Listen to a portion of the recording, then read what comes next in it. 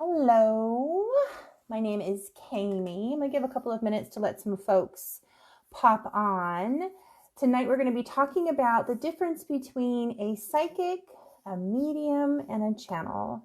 Those of you that have worked with me, hey Bonnie, those of you that have worked with me understand that I am gifted with being all three, psychic, medium, and channel. And so tonight I want to talk to you a little bit about what the differences are and how that comes out in my work, okay? So I'm going to give a minute or two to let some people gather. Hi, Samantha. Hey, girl. Hey, Stephanie. Let some people gather and get started on chatting with you about what it is to be a psychic medium and a channel. Hey, Bonnie. Yes, Bonnie, you finally caught alive, huh? Hey, Tani. Hey, good to see you guys. Thanks for popping by. All right, so I'm going to get started. I was meditating last night and it kind of came to me that I feel like, hi Ezekiel, I feel like I need to expand for folks a little bit around what my gifts are. And so most of you know that I am a psychic, medium, and a channel. I receive my messages claircognizantly and clairvoyantly. What this means is I kind of know stuff and I see stuff, and that's kind of how my main gifts appear. I just kind of know stuff. I like to tell people that when I was a little kid, my mom used to tell me I was a know-it-all, and look who's laughing now, Mom, right? So as a psychic, I read energy around you. So that's how I get that information when I am in psychic space. Okay. So often in a reading, you'll hear me say, okay, hold for a second. I want to check the energy, or I want to listen to the energy. That's me using my psychic abilities, is that I'm listening, I'm getting clairvoyant messages, I'm getting that knowing. Okay. But I'm reading the energy around you. That's what it is to be a psychic. On the other hand, mediumship is more about reading the energy of the loved ones around you. And so, again, I will sit and listen to those that gather and read their energy. So again, psychicness is me reading your energy and the energy of a situation. Mediumship is me reading the energy of your loved ones that come forward, okay? Very big distinction, right? Channeling, on the other hand, channels don't read anything. And so what's important to note about channeling is that the majority of my gifts lie in channeling. So this is important for you to understand how I get my information. I am a channel, really. So channels don't read anything. We don't read energy. Excuse me. We don't talk to your loved ones. What happens when we're channeling is that we enter a trance-like state. And this is something that I've been doing for a long time, probably since a child, entering a trance-like state. And I allow higher dimensional beings to come through. That's what a channel is. So I'm kind of present. I know what's going on a little bit, but it is not me reading anything. It is a being talking to you through me. Okay? And so many of you that have had sessions with me, and we'll have multiple sessions, and sometimes you'll say, oh, do you remember in the last session you said this? And the fact of the matter is that I don't remember much of our sessions because it is not me who is talking to you. It is an ascended being that is giving these messages to you. This is also why I ask you often to provide me topics in advance so that I can kind of come to the table right before I get ready and to get into trance with what you are wanting to know about. And therefore I'm able to allow these ascended beings to kind of have a flavor for how they can better help you. So this probably is leading you to wonder, who are the higher beings that I work with? And I have to tell you, it took me years to understand who I worked with. It was only really until this last April when I had a quantum healing hypnosis done that I really got to see and understand where my messages come from. Again, remembering channeling is not about reading energy or loved ones. It's about connecting with these higher angelic-like beings, okay? And so the higher beings that I work with, first of all, I have a man named Michael, and some of you have heard me talk about Michael, and if you go through some of my posts, you'll see that I talk about him a little bit. I have a man named Michael who is an ascended master. And so what do we mean by ascended master? It means that he is a teacher, he has mastered lessons, and he is here to share his divine wisdom with you. So I talked to a man named Michael. I also have a team of 5 individuals that I get a lot of messages from. In fact, most of my messages probably come from this team of individuals. When I was first introduced to them last year, I saw them all sitting around a campfire at night, and they explained to me that, they like to tell me stories, and that's kind of what this channeling is. They tell me stories, these 5 people. Amongst these 5 people that I get my information from in channel is my sister. And my sister is Micah, by the way, and she passed 3.5 years ago. So she's part of the group that talks to me and gives me information that I can relate to you, okay? The other being that I work with a lot that is ascended is your higher self. So I am able to sit and sort of move aside in a trance and allow your higher self to come through, your guides, your person to come through and tell you exactly what you need. So again, channeling is sort of my main gig. I do that in a trance state. And I do that by allowing higher beings, including your higher self, to come through to dictate messages to me. And a lot of you will notice that I use automatic writing. So I have a book, and I'll take a picture of it after your sessions and send it to you. That writing is really what your higher self, my group of 5, or Michael, is trying to relay to you. So those words aren't my words. Those are words directly from spirit to you. And that is the unique thing about channeling, is that when I'm using my psychic abilities, I'm filtering through my own, vocabulary or my own dictionary that I have. I'm filtering. When I'm channeling, there is no filter between you and spirit. It is just spirit's message to you, okay?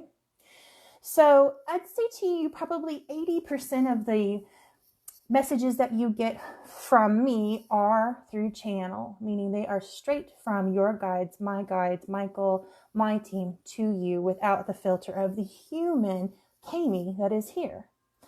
20% is going to be psychic and medium work. You'll see that psychic and medium work come out when we do sessions. So again, most of you have had a session with me, and we start by going through the channel, right?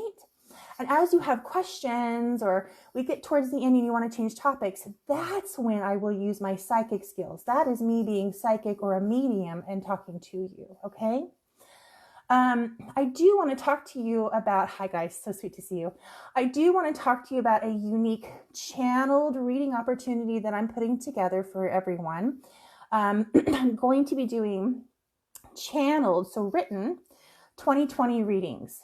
2020 is, it is 4:44 right now. I just glanced at my clock. 2020 is sort of brewing up to be this really powerful, energetic year. I see a lot of people's secret dreams and wishes coming through in 2020.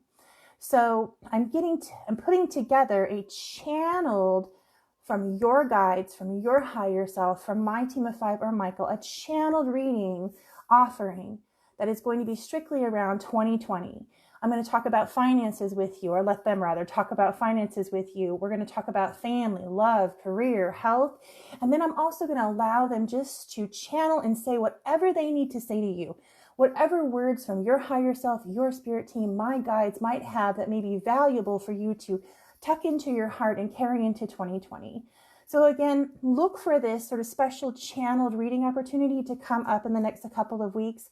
I'll probably run it from December to February, so just for 8 compacted weeks. In the meantime, if you need any guidance from a higher space It's a great idea to try a 15-minute session. It's great for you to get to know what your team wants you to know right now. So, any questions? I want to reserve some time for any questions that you might have, again, around my psychic abilities, my mediumship, what it's like to be a psychic or a medium or a channel, as we've talked about. I'm just going to kind of scroll through, but please, if you have any questions, post them. Now's a great opportunity. Let's see. All right. Hey, Angela. Hey, Jess. Hey, Danielle. Hey, Carrie. Hi, Abney. Hi, Tracy Day. Hey, Amy. I'm doing good. I hope you're doing well, too. Ezekiel says, what you do is awesome. I'm sure you've healed and helped. I hope I've healed and helped a lot of hearts, too. I hope so. Hey, Lisa. Hey, Sarah. Samantha says, so informative. Thank you, Kami. You're welcome. I realize that I'm kind of a horse of a different color, right? In that I have a different ability and I use a different technique to get information from a different set of people. Hi, Dion. Hey, Gina. Hey, Jessica, Charlene, Karen. Dion, if you're wanting a reading, hit the message button and we'll hook you up. We'll get you scheduled. Hey, Jen, Jessica, that's awesome. Samantha says, sign me up. Jessica says, is the 15-minute session phone or messenger? I'm really flexible, you guys, around how I deliver my messages. However, I do think that they're more powerful via phone or video. I'm happy to do them via messenger because I think it's important that you get the message no matter what the modality. But I think there's more power to a phone session, especially because you get to have a back and forth. You can ask your higher self. You can ask, me to use my psychic abilities in additional questions, okay? Let's see. Samantha says, how do you shut spirit off and on? Oh my God. There are days where they will talk to me and talk to me and talk to me. I have since having my awakening, I've had more insomnia than I've ever had in my entire life because they won't stop talking. I have been effective at closing my crown chakra, my third eye, and my heart chakra when I want to sleep. I also have been effective in imagining that my psychic ability can channel, whatever you'd like to call it, is a faucet, and I can turn the faucet down if it's too much or turn the faucet off. I want to say that I'm not effective at this 100% of the time. There are times where the messages just come through whether I'm turned off or not. Karen says, I have way too many questions. So Karen, Danny, I'm actually going to post something Sunday, a thread that allows you guys to ask questions too. So if you don't have anything in the second, but you have a lot, think about those and post those general questions in that thread, okay? Tani says, did someone mentor you? How did I get started? Okay, Tani, so I have had two mentors. They're both deceased. Here's my story. I had worked in finance and legal for 18 years. I worked for higher education. So what that means is I worked for colleges. I managed mostly any kind of federal finance or federal legal issues that any colleges had. That's what I did. And then in January of 2016, here I am just doing my little legal job, right? I worked from home, I had a really good thing going. In January of 2016, I started hearing an Australian man talking to me. In 2016, I was not awake yet. Like, I had some dreams, I'd see some stuff, or I'd get premonitions, but I was not awake at all, really. And so this Australian man started talking to me, and this Australian man started singing to me, and he was singing and talking for 24/7, and he did that for 10 weeks, 24/7. He was a public figure when he was alive. This Australian man, his name is Michael.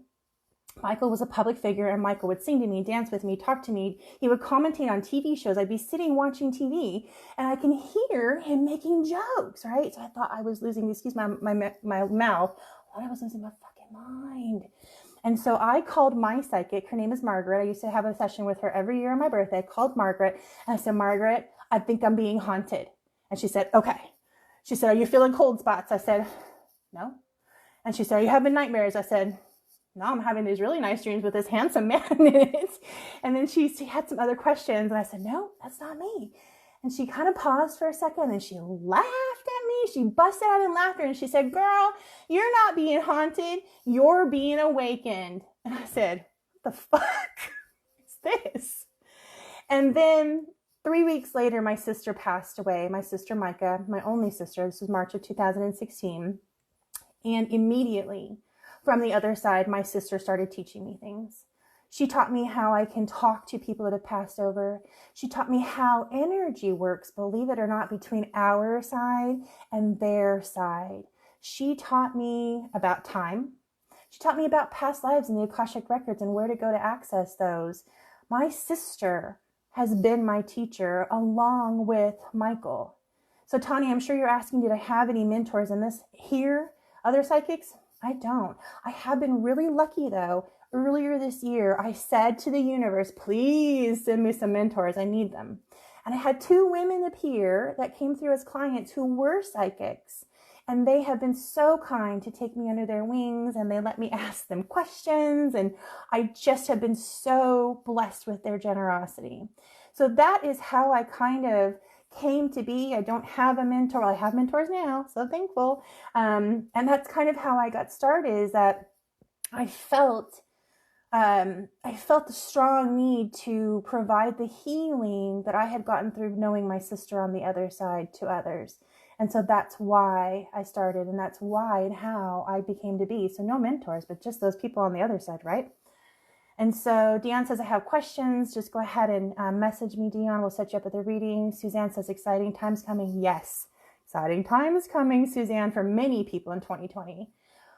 Sharon says, what was your first feeling as a channel? I'm so glad you asked me this, because this is exactly what Spirit talked to me about last night. They brought me to a memory. Take a sip of water here. They brought me to a memory of when I was probably 10 years old, maybe 8 years old. And it was very vivid last night. And so this memory is of me sitting in the back of my parents', van. Everybody had a van back then, right? And we were going through Yosemite National Park, and it was summertime. And this is a memory. This is how I knew I was a channel. I'm in the van. And if anybody's ever been to Yosemite National Park, when you enter from the south side, there is a tunnel through this giant boulder that you have to go through in order to get down into the valley. So I'm just riding along, doing my own business, right? And we go through the tunnel. The radio turns off in the car. Of course, you're in the middle of a giant granite tunnel. Tunnel probably takes 3 minutes to get through, maybe less. It just feels like forever. So I'm in the tunnel. The radio goes off, but I hear a song start playing in my head. And I just thought it was funny. And the song keeps playing and keeps playing. And then we come out of the tunnel, and the radio turns back on. And wouldn't you know, the song in my head is the song that was on the radio. And in that moment, I heard someone talk to me, and they told me that I have an antenna. And I've used this word with some of you before and told you this. I have an antenna. I have an antenna, and I'm capable of listening, stepping aside, receiving messages. And so Sharon, that was kind of the very first feeling or big incident that I had, or big occurrence that I had around being a channel, was having the understanding that I have an antenna. Interesting. Thank you for asking. Hi, Vicki. Hey, Jessica, carry on. Phone or video. Phone or video is so much better in a call. It really is, you guys. Hey, Rebecca. Hey, Marisa. Hi, Rebecca again. Hi, Teresa. Marisa says, how does my family feel about my gift? Great question. So many of you know, some of you know, some of you have been with me from the get-go. I have been doing this for about 3.5 years now. However, up until about a year ago, I used a fake name. I used a fake picture. I wouldn't get on the video camera. For the first year, I wouldn't do any kind of phone work with people. I was very afraid of how my family would feel about my gifts and would feel about me sharing myself with everybody, right? So I balled up and started showing myself and getting on the phone. I told my mother first. And I told my mother because I felt like she needed to connect with my sister. My mother was very apprehensive for a while, but then she started asking questions around like, how does she connect with Micah, my sister? Or does Micah come around, or how does she feel? And so I could tell that my mother was softening, right? Now, here we are 4 years later, my mama will tell everybody that I am a psychic. In fact, she's kind of let the cat out of the bag. There's no secrets in my family. She let the cat out of the bag with a lot of my family members. Some of them are accepting. Most of them won't even talk to me about it. And that's okay. I think that says more about where they are. And I also tell people too, like when people they're not open, it's because they haven't had an experience yet. And I may not be the right person to give them that experience either. So my family, they're pretty mixed on it. A lot of them won't talk to me. Now, let me tell you what, my husband's family, on the other hand, incredibly supportive people. They come by and we have sessions. We do visit. You know, if I have a dream or a message for them, I feel safe enough to tell them. They have been wonderful at accepting that this is where I'm at. Good question, Marisa. Jen Gold says, is it normal to feel a spirit present but not see? Absolutely. Think about how freaked out your little mind would be if you saw a spirit. So that's the thing, guys. So spirit wants a good relationship with us. Spirit being our higher selves, our loved ones, that kind of stuff. They want to be around us. They want to communicate. But it's us that often has the block. And so spirit will approach you in a manner that they feel you're going to accept the best right now. This is why Michael, when he started coming around, was singing to me. I love music. And he just thought this was the best way to introduce himself. It is totally common to feel a spirit and not see them. Most of the time when we visually see something in our 3D world, it really messes with our coconut because we have to think about what else is out there. So yes, it's totally normal to feel and not see. It is all about them trying to make you comfortable. That doesn't mean you won't see at another time. It's just where you are right now with your programming, okay? Shay Shay says, Michael Hutchins. You know Michael Hutchins is my guide, you guys. If you have not figured it out, it's Michael Hutchins. Shay says, what a gift to have him come and sing to you. It really is. And I want to share, I was thinking about something. One of my mentors mentioned that she has a very old Chinese man as her guide. And it struck me how fortunate I am to have Michael Hutchins as my guide, that I can go listen to his music. I can see his pictures. He's got a movie hitting the theaters in December 9th over here, one night only. It's the Wembley concert. In the movies, I'm going. But so I'm so fortunate that I can sit and connect in his vibration anytime I want, because we had all that beautiful media, rather one of my mentors, no pictures of her guides, no songs, no voice, no stories, no articles. And so I'm so fortunate, I realize this, to have a contemporary guide that's been sort of living in this age of media. Let's see, Lisa Jane wants to talk about Billy, who left. Sees 1111 and 111 constantly, to the point now where she takes snapshots. Crazy? No. So when we see guide numbers like that, so when we see repetitive numbers, it is our guides trying to get our attention. A lot of times when we see the ones, that's their sign that they're coming through to tell you you're on the right track and they're here for you. So good for you. Karen Denny says, what advice do you have for someone who feels like they are supposed to heal people, but not sure what aspect or how to get started? Karen, that's a great question. A lot of people have the call to service. I had the call to service, right? I just happened to have all this other crazy shit going on at the same time that kind of gave me an idea of what I'm doing, right? But a lot of people don't know, what to do. They just are called into service. So probably one of the best things for you to do, aside from getting your reading and asking about it, is meditation. Meditate. Ask your guides to show you. Start paying attention to the gifts that you do have and start thinking about how you can use that to be of service. I hope that helps you. Hi, Shannon. Lisa Jane says, did I see Billy in Italy? Maybe. Charlene says, is anyone else in my family gifted? Oh, I love telling this story. So, some of you know that I have one grandparent left, my grandmother, and she is 92 or 1. She's old, right? She's lived a long life.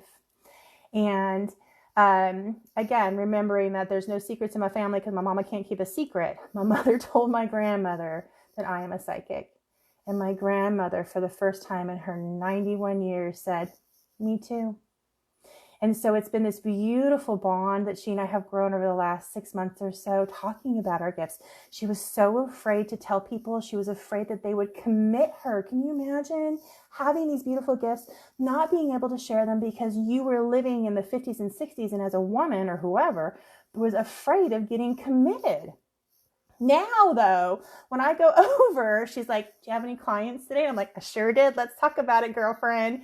So I always love to share with her. I had, this lady, and she had a dog come through, and I'm very vague about it, but it's so much that it kind of fills her heart to see that. So I do have that. On my father's side, I don't talk much to them. There's always been a lot of discussion around some of the gifts that they may have had. My father is Native American. My grandmother, so my father's mother, was born on the reservation. My father's sister was born on the reservation. That's how deeply Native American we are. So I know that we do have a lot of spiritual ties to Indian and Native American, but nobody's ever come forward and said that they're gifted. I can just feel that we have energy, and there's been chatter amongst the family. Jen Gold says, do you believe some spirits don't pass over? My father passed when I was young, and no one has been able to pick up on him. That's a great question.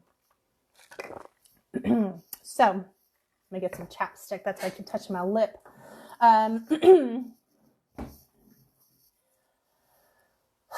There are phases, and this came from my sister. This is one of the things I learned from my sister.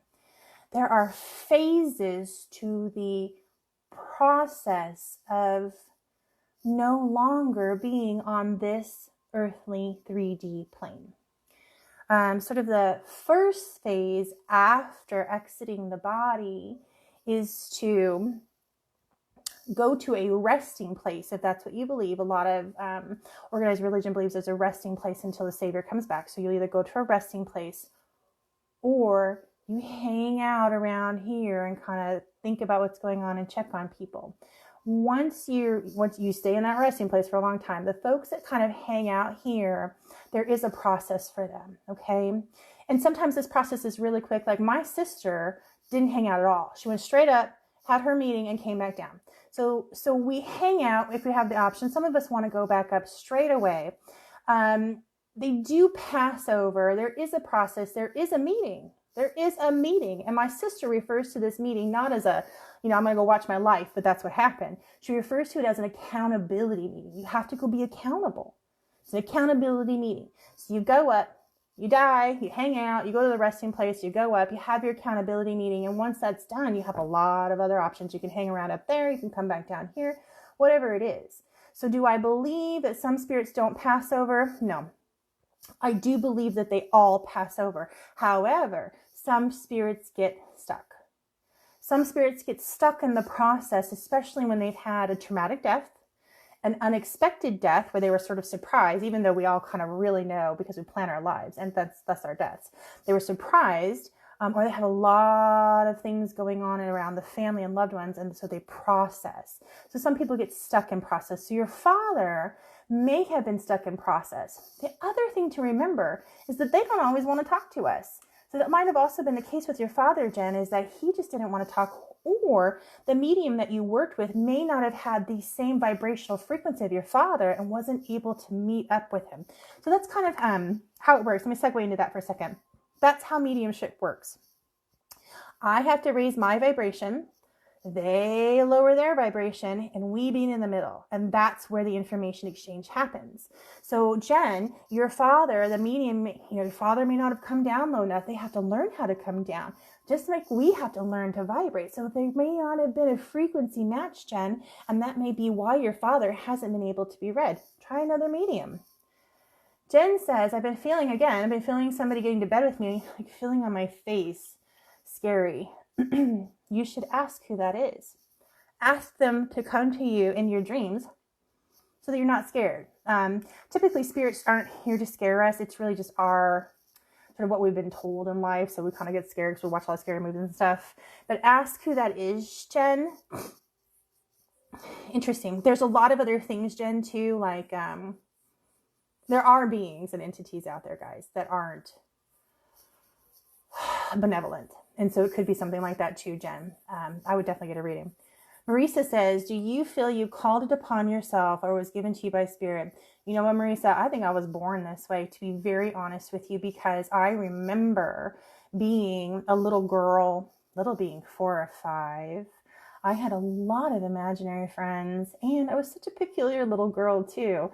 I would love to sit with a deck of cards and try to understand or guess what the color of the upcoming card was. I mean, what 5-year-old does that, right?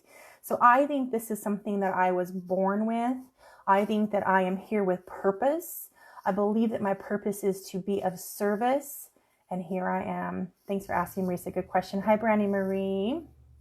Lauren says, I'm a psychic medium channel, and if you ever need to talk, I'm here. Thank you, Lauren Moss. That was nice. Shay says, such a blessing. Jessica Carry On says, how do guides pick you? I don't think you mean me in particular, but how do guides pick a being to attach to, the 3D being, the soul having this life here on this plane? I think that's what you mean, Jessica. And so this is interesting. We're going to get into something hairy here. So some guides, let me get the right words here. Some souls come from different vibrational spaces. Those people generally have guides that were, incarnate's not the right word, but with them in those different vibrational spaces. And so they just continue on. So Michael, an example, has been with me, and I have been with Michael for, according to Michael, thousands of years, right? Other guides, while you're in that waiting station, waiting to incarnate, to be born, other guides say, hey, you know what? I was really, really good at this particular skill on earth, and you're going to need that. So would you like me to hang out and help you? And everybody says yes, and that's how you get yourself a guide. A lot of guides, though, they've been with you for a very long time, right? They've been with you for centuries. They've been helping you from the other side. It's as much about their journey as it is about yours, too. So it's not really a picking, but it's a, can I complement your experience while you're here incarnated? Kind of that thing, or a, we have been together for thousands of years, our energy was created in the same space, so let's stay together, that kind of a thing. Okay, Lauren says, what does the tattoo on my hand say? Okay, there it is. This tattoo means namaste in Sanskrit, and I had sort of this divine wisdom come to me a couple of years ago that I really wanted to get this on my hand. Namaste means I honor you. Basically, I honor you. And I shake hands with my right hand. And so I wanted a physical reminder that I am to greet people from a space of honoring them. And so I chose to get this tattoo. I've also been really, really drawn to the Sanskrit language. I had a past life in India, probably more than one, but one that I can remember. And she was a very sage woman, and so I wanted to honor that past life too, so I chose to get it in this language. Great question. Hey Jim, you got a question, Jim? Sharon Young says, how did I know my third eye was opening? Great question. So for me personally, anytime any of my chakras open, I get a physical sensation. So for me, my sensation is like electricity. It's rather annoying. It is like having you ever been shocked? It's like being shocked. It's like getting a tattoo. It's like being shocked for an hour. And that's how I know that third eye was opening. A lot of people, though, some people have also described the feeling of water dripping on their forehead, and that's how they know their third eye is opening. Additionally, you will start to get more of your clairs come in when your third eye is opening. You'll start to have visions. You may hear things or smell things. All of those things live in the third eye. So you'll start to have experiences and or you'll feel physical sensations. That's also how I know that I'm getting upgrades in my gifts, is that I will feel a physical sensation. It's interesting. That's been happening to me for about 3.5 years. Right now, I'm getting an upgrade to my clairaudience, and so I constantly get tinnitus, so constant ringing in the ears. It hasn't always been like that. 2 years ago, I got tremendous crown upgrades, and anytime I would lay down, try to get comfortable, take my mind off of life, right, go to bed, relax, I would get this electricity feeling for an hour on my head. And so that's how I know that my chakras are expanding and things are working for me. Charlene, you're welcome. Sonia Michael says, when I meditate, I feel and see and feel a lot more. Yeah. I have always been sensitive to spirit. Let me expand your comment. I've always been sensitive to spirit, but only get random messages. See, hear, and smell. Both sides of my family have gifts. Still haven't been able to communicate with my guides yet, but I think I have a lot of questions. So I want to say this, that our guides are constantly communicating with us. We just don't always hear them because we are programmed, right? We're programmed from the minute we're put here on this earth. We've got religion, we've got school, we've got the TV, we've got all sorts of things telling us we can't, or it has to look like this, or it has to be like this. And so one of the biggest things that you can do if you want to hear your guides' messages more clearly is to work around your programmed self, okay? Tawny Hale says, wow, my husband's also Native American. Mother-in-law was born on the reservation. Yeah, we're Choctaw, girl. We're from Oklahoma.